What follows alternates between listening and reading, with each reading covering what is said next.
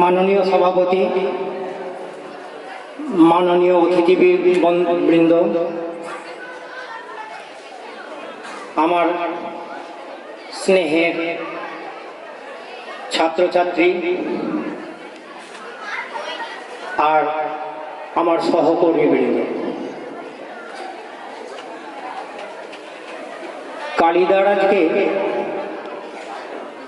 বিদায় অনুষ্ঠান 30শে নভেম্বর ওনার আমাদের বিদ্যালয় থেকে কাজ করার শেষ দিন।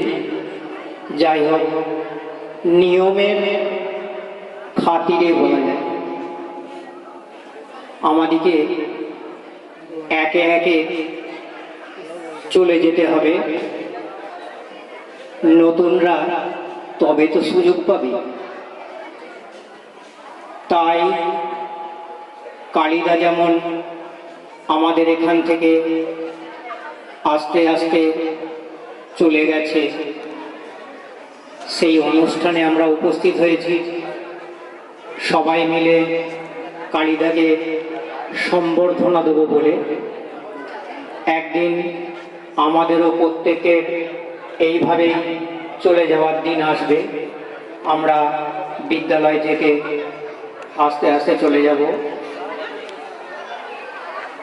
নতুন শিক্ষক শিক্ষিকা শিক্ষাকর্মী বৃন্দ নতুনভাবে বিদ্যালয়ে আসবে এবং এই বিদ্যালয়কে আরো বড় মহিরুহে পরিণত করবে, এই আশা রাখি।